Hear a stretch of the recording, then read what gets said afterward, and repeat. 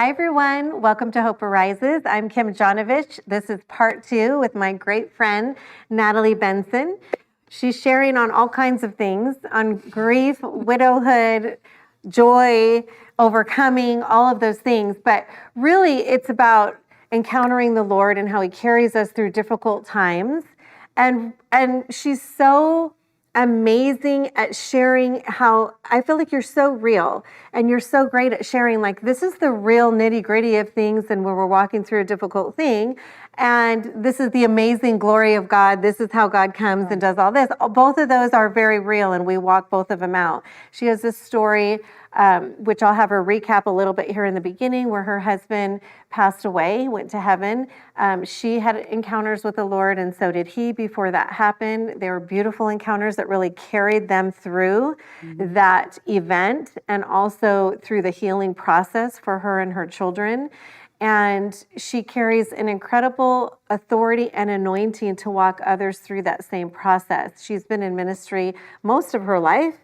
She's an ordained minister, and she's been serving the Lord ever since she can remember, probably. Really. Ministering on the playground when you're a little girl. But since this has happened, and I want you to share that as well, if you don't mind, just how the Lord actually asked you to minister to this segment of society. I'm sure you would have spent the rest of your life ministering anyway. And I get to spend time with you in different arenas and different ministry situations. And she's so powerful, so prophetic, hears the Lord so clearly.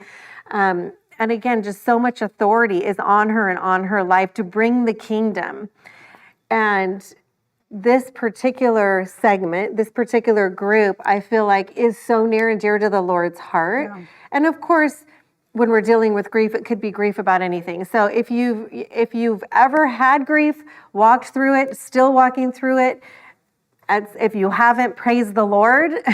Maybe at some point in your life you will. But I feel like Nathalie's actually, because of her depth in her relationship with the Lord and keys God's given her in this process, she's carrying keys. She's carrying answers to release to people who are particularly walking through either loss or just grief, really, of any kind.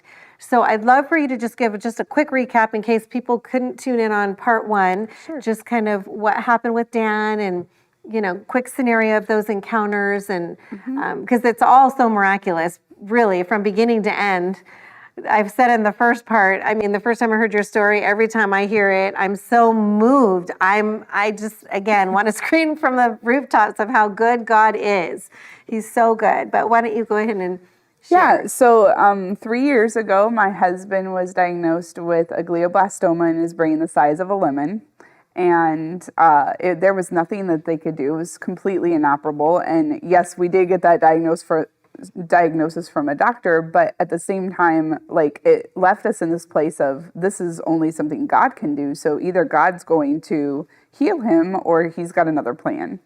And so through a series of encounters, the Lord started showing me that maybe this wasn't going to end the way I expected it to, with a healing. And my husband passed away and went on to be with the Lord. And so before he died, he literally saw Jesus. Jesus said, "Hey, I'm here to heal you, but I also have a commission waiting for you in heaven. So I would really love for you to come with me, but it's your choice." And Dan chose to go with Jesus. And so that's kind of like the recap version. Very well said. Brilliant. Yes, that's amazing. I was like, that's exactly what happened. You're like, yes, it's my life. That's what happened. And I think, there's so much in all of that, right? But what I love to talk about in this part of our broadcast is what that journey has looked like for you since Dan has passed. Yeah. So what happened was I went from making a lot of money, because my husband had an amazing job, to making a very little bit amount of money, which causes pain. And a lot of widows go through that. And so I really felt the call of the Lord to become a kingdom entrepreneur, and headed in that direction. And so I purchased a very high-end mastermind and went to my mentor's house. And while I was there, the Lord said, "Hey, Natalie, I want you to start a platform for widows." And I was like, yeah, I'm not interested in that. Like, that sounds completely miserable. No, thank you. I don't want to do that. Yeah. Yeah, I was like, it sounds heavy. It sounds depressing. Like, I don't want to be a widow. So, like, no. Yeah. And I proceeded to have this encounter with the Lord where he dropped me into this very dark place. And I did not know what was happening. And I said, "What's going on?" And there was this angel with me. And they turned on this spotlight and they panned across. And the angel said, "This is the valley of the shadow of death." Wow. And as I looked out, there was people that were in puddles of water.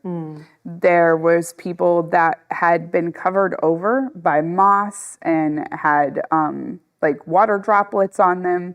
There was people that had laid down and fallen asleep and things had started growing on them. There was people caught in briar bushes. And the Lord was like, "This is why I'm calling you to the widows, because what happens is when your husband dies, or with anybody who dies, if you walked into the valley of the shadow of death with them, they pass and they go into eternity, and you are still in the valley of the shadow of death. So you have a journey that you have to go on to walk back into the land of the living where the goodness of God can manifest in your life." Wow. But so many people start to camp out there. And the Lord was saying to me, "I am calling you into the valley to go and rescue my beloved brides and bring them into the land of the living." Wow. And so then I was like, I gotta say yes. Like, that How do I say no to amazing. that? Yeah, exactly. Well, and I think it's so beautiful and such actually a revelation that we all need to know and hear, because in many instances in our lives, we end up there and we don't know we're there. Which was such a powerful picture that he gave you, right? Yeah. Because I think a lot of times we're in the valley of the shadow of death and we don't even know we're there. Yeah. We don't know we've laid down and given up. We actually don't realize that we're totally discouraged and disappointed and we're just not functioning at really where we want to be or what we're born to do or be, right? Yeah. And I think so many times we get, well, we're stuck, right? I mean, in Ezekiel 37, that's what he's talking about. You know, they were stuck. That was just a metaphorical picture, right? Yeah. Of God's people who were stuck because they were disappointed or discouraged, or they just, for one reason or another. So I feel like it's so powerful because that's a very specific call, right, to women who have lost their husbands. Yes. But at the same time, I feel like it is a general call on your life. Sorry. But I think not sorry. I think, sorry, not sorry. I think it's big, but and that is big enough. That is powerful and so incredible. But I think it's bigger than that. Yeah. I think actually the body of Christ has to come out of the valley of the shadow of death. Yes. And I've been there. I love how Bill Johnson up at Bethel says, let's not stay we're in that place 1 second longer than we need to be. That's right. There's a reason for grief. There's things that we walk through, but we're literally walking through the valley of the shadow of death. It's not a place to camp. It's not a place where we build our house. Yes, it's so true. And what I found is that when you give somebody the vision of what they're looking forward to, the tendency to want to look back gets less, and it helps. Oh, that's great. Helps people in grief and loss be able to be like, okay, that's what I'm going to look at. That's what I'm going to focus on, and it moves their sight forward, and they're able to take a step. I love it. So powerful. This is a silly example of that, but it has stuck with me.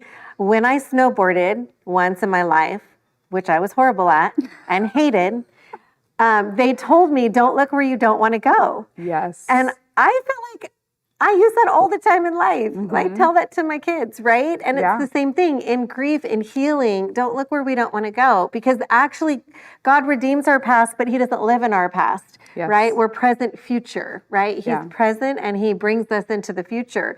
And so I think sometimes we can easily get to that place where we're thinking of all the great things about the past. I like this better and that better. And you're grieving because you want your old life back. Yeah. But we have no vision for what God has in the future. And I felt that, and we'll get into, what you're doing and what you did recently with these women in person. But even I was able to be with Nathalie, with some of these women that she's ministering with to recently. And I could feel the shift even in the short time I was with them. And really, we need purpose, right? Yeah. We need purpose. We have something to do. They're powerful, amazing, anointed women with a powerful call in their life. And sometimes we just need somebody to remind us that that's who we are, and we actually have a lot to do. And this phrase was coming back to me with those women, and I think I may have shared it with them. But one day when I was really grieving and in a very difficult place, experiencing a lot of loss that I won't get into at the moment, the Lord said so clearly to me, He said, "Don't you think where I'm taking you is better than where you've been?" And it's really just grasping hold of that faith, because you don't know what it looks like where you're going.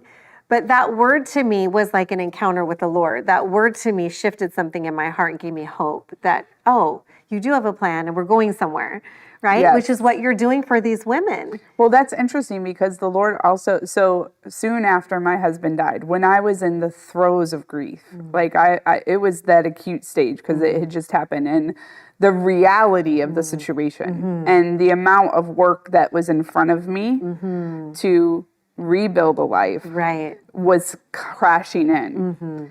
The Lord said to me one night so clearly and so beautifully and so confidently, which irritated me.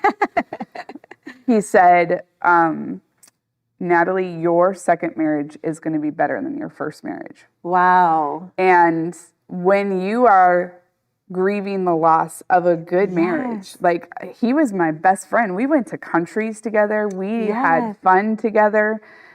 He was my lover, my best friend, and my confidant, And so for the Lord to say to me that my second marriage was going to be better, it felt like a dishonor to my previous husband.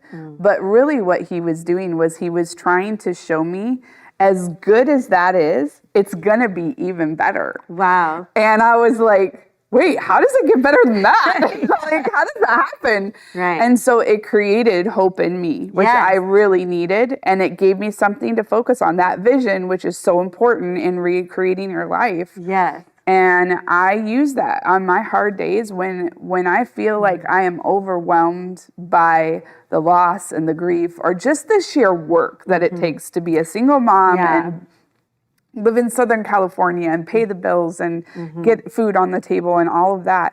The Lord will break in. Remember, your second marriage is going to be better than your first. And it's just this kiss that He keeps reminding me with. And so powerful. Hope is powerful. It is. I always say you can live a long time on a little bit of hope. I've learned that. I mean, I've kind of learned it the hard way. I've learned it in ways I wish I didn't have to learn it, but it's actually so true. It really is. And I think that's why we have to recognize when we're in warfare and the enemy is coming after our hope, right? And how does he do that? Discouragement, disappointment, despair.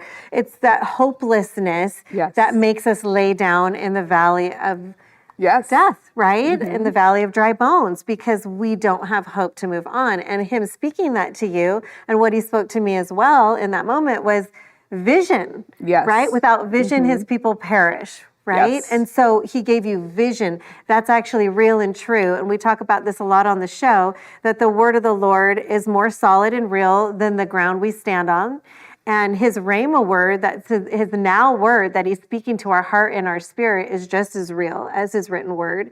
And it actually is an anchor. It shifts things, right? It changes everything, because all of a sudden we're in a hope place. We actually believe He's shown us where we're going, even if it's a glimpse. But we know that we're going somewhere, and we know it's better than where we've been. That is so powerful. Well, I want you to talk about your platform and your ministry.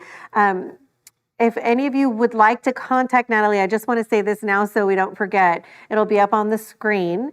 Website, social media, what's the best way for them to reach you? Well, you can reach me on Facebook Messenger anytime at Nathalie Benson. But I also have a platform called recreatinglifeafterloss.com. Perfect. Yes. Okay. I just want to get that in there because we get very excited on these shows and sometimes we end and I think, I needed to say that.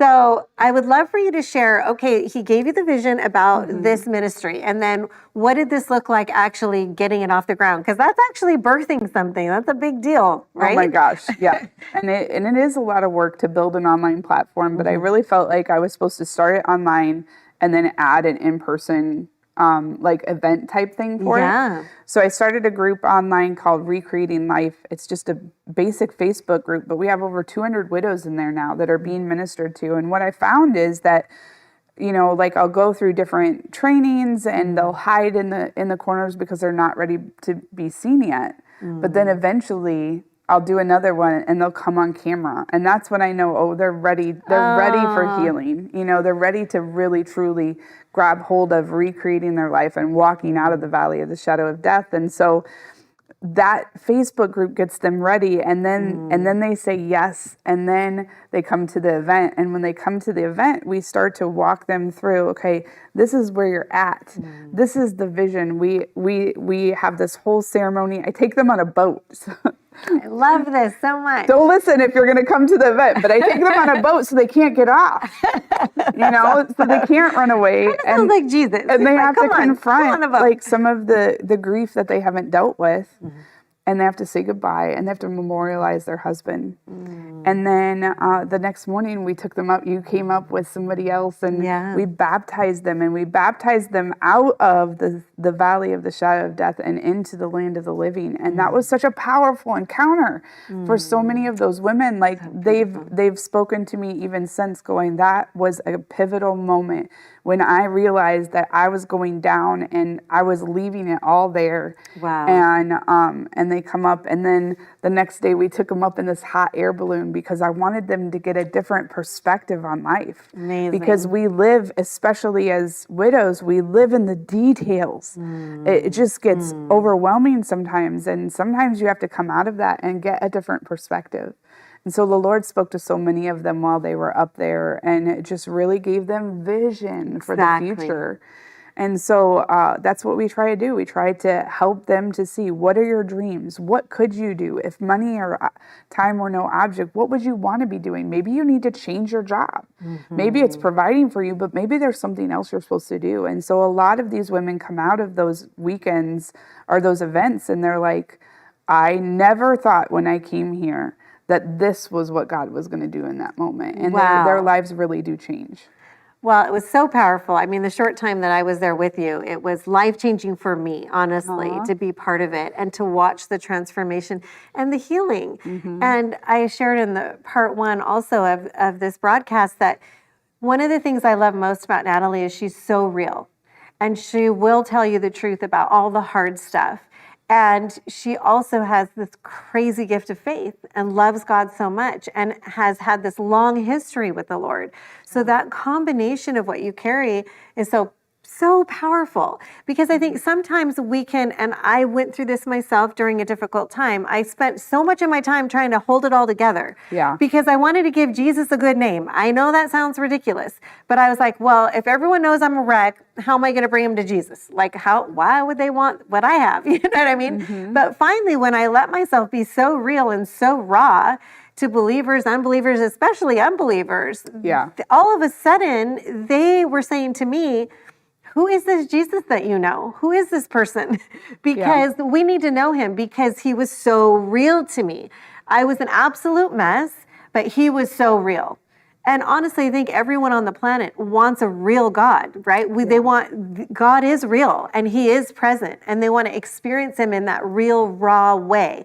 They don't want a religious package, right? That says, I have to do this or that or make it look pretty or whatever. And we don't even get healed in that place. We can't get our own healing, and we can't lead anyone else to that place of healing either. So that was my own journey, very eye-opening, because I'm thinking, here I am, an absolute broken mess, and everybody wants to know Jesus. And I was like, okay, I can't really help you, but I can lead you in that direction, you know? And so I love how you address how painful it is, Yeah. and what your journey looked like, and right, those moments on the floor where you're just bawling your eyes out, and the result of that, because when we express ourselves, the pain actually comes out. Yeah. And it's not inside us anymore. And that was a hard lesson I learned as well. I remember a friend calling me one day and she said, press into the pain. And I was thinking, no way. Yeah. I'm running from the pain. Like, are you kidding? Because even in our society, we're actually raised, it's kind of our culture to resist pain. Yeah. Right? To not grieve well, to not actually To deal cover with it up. pain. Yeah, make it look pretty, make it look good or whatever. Maybe it won't hurt as bad if we do this or that. And the reality is when I finally did that in my life and I pressed into the pain, I actually saw the hope of getting on the other side of it. Yeah, that's the exchange from ashes to beauty. When you show up beautiful. and you let the fire of God hit your pain and your grief and your loss, it all gets burned up and it's just ashes. Like, and that's what my life felt like. Like, I had lost so much, and it wasn't just my husband that I lost. There were so many other things attached to it. Yeah. And if you think that it's just the loss of a husband, like, it's so much more. Like, oftentimes you lose your community, you lose family members because they just don't understand what you're going through, or you might lose them for a season. But in that exchange, God shows up because he's such a good comforter, and he exchanges the ashes and brings beauty and hope and vision. It's so powerful. That's so good. Oh my gosh. I'm like, it's so good. And it's like important for us to know, right? And I've seen you do that with these women, and it's so beautiful. And really, you know the word, you're so prophetic, you so hear the Lord, you have so much authority. And that being said, what was so beautiful is you just love so well. You just loved them. And you have so much to offer, which you gave them, but really they needed love and community. They needed a place and a space, right? To express themselves, to get the pain out, and even to walk through that process. I mean, that is so powerful, the process you explained, right? Does the entire world not need that? We do. Yes. We need to go on the boat, right? We need to grieve. We need to let go. That whole process of, being baptized and leaving our old life in the water and being raised to a new life and going up in the hot air balloon. Like, I want to go do that myself. Well, not really. I'm a little afraid, but I'll go with you. Okay. But, isn't that what God does for us? He takes us higher and he gives us new perspective. So I even want to encourage everyone today, in whatever circumstance you're in, ask the Lord to take you higher, above the noise, above the weather, to give you a new perspective of the way he sees things, because he always has good news, even in pain and grief. He always is giving us hope. He's always giving us vision. He's always showing us where we're going. He always has something to say that settles our heart. Yeah. So powerful. So what does it look like from here? Like, where are you going from this point forward? Because I know you had your in-person event. Yeah. And then what's your plan for the future? We do a 6-month membership with the widows, and so they're in every Friday night. We have a time where we come together for a training and an impartation, and then we also do a community call once a week. So they have that interaction of growing in community, because when we put people in community, they heal faster, and that's what we've seen. Beautiful. And they spur each other on. Like, when one of us will get down, we'll all come around and we'll build them up, and they just don't stay fallen because they have that community around them. Wow. And so we do that every 6 months. We invite new people in, and we're growing. And I don't know really where the Lord's going to lead this. But I do know that widows and orphans are on the heart of God in this time in history.